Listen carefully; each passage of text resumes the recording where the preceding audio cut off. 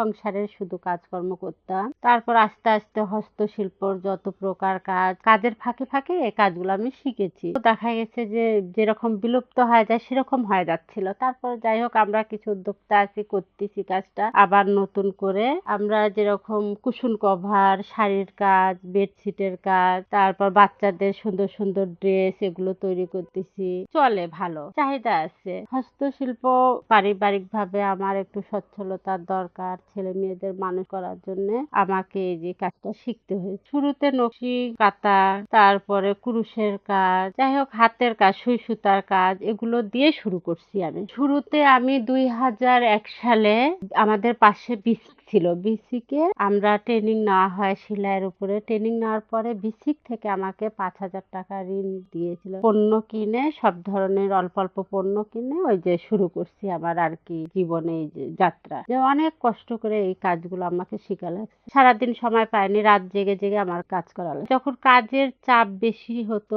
মাঝে মাঝে মনে হতো যে না আর মনে হয় পারবো না। তারপরেও যখন মনে করছি যে কিছু একটা করতে হবে, তখন মনে করছি যে না, এই কাজকে আমার শিখতে হবে, এই কাজগুলো আমার শেখার দরকার। আমি হাল ছাড়িনি। ধীরে ধীরে আমি যখন সেলাই শিখে বসেছিলাম না। সেলাই শেখার পর থেকে পাশে একটা ছোট্ট কাজ হতো বুটিক্সের, সেখানে আমি ম্যাডামের কাছে যেতাম। বিসিকের এক ম্যাডাম ছিলেন, উনি নকশি কাঁথা, হাতের সুই সুতার কাজ, চাদরের কাজ, পাঞ্জাবির কাজ এগুলো করতে দিত।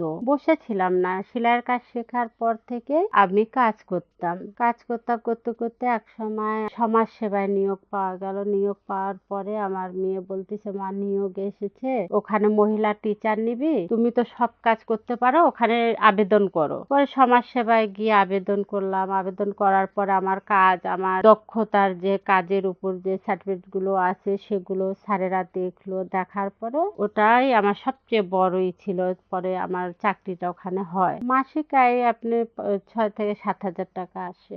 আগে কম ছিল, আগে শুধু সেলাইয়ের কাজটা করতো, আগে কম ছিল, সেই তুলনায় এখন বেশি। তারপর জব করি, সেখানে কিছু অ্যামাউন্ট পাই। সব সহ আসে 20 থেকে 22 জনকে শিখিয়েছি এই পর্যন্ত কাজ। তারপর তো গ্রুপিং, আমি জেলা সমাজ সেবায় গ্রুপিং এর আপনার প্রতি বছর এরকম 40-50 জনকে শিখায় কাজ। তারপর কারাগারে আমাদের 20-22টা কারাগারে মহিলা আসামিরা আছে, তাদেরকে কাজ। ভবিষ্যতে আমার হস্তশিল্পটাকে একটু বাড়ানোর চেষ্টায় আছি, যে একটু বড় করব। নতুন উদ্যোক্তা অনেকে আসে, মেলাগুলো হঠাৎ করেই হয়। রাত 12টা, 1টা, 2টা পর্যন্ত আমি কাজ করছি, যে আমার মেলায় আমার প্রোডাক্ট গুলো দেখাতে হবে, উপস্থাপনা করতে হবে। এখন মোটামুটি আমার ভালো সেল হয়। ডেলি দেখা যায় সেল হয় আপনার 2-3 হাজার টাকা করে সেল আসে। অনলাইনেও দেওয়া হয়, আবার সরাসরিও আমার কাছ থেকে নিয়ে যাওয়া হয়। এখন আমার মাসিক ইনকাম 20-25 হাজার টাকা হয়। সুতাগুলো আমরা গাইবান্ধা থেকে কিনি, গাইবান্ধা সুতা ঘর আছে। তারপর দেখা যায় যে এখানে কালেকশন না পেলে আমি রংপুর থেকে নিয়ে আসা, ঢাকা থেকেও নিয়ে আসা হয়। এখান থেকে নিয়ে আসলে অত লাভবান হওয়া যায় না। আকর্ষণীয় আমার বিশেষ করে বাচ্চাদের জামা আছে এগুলো।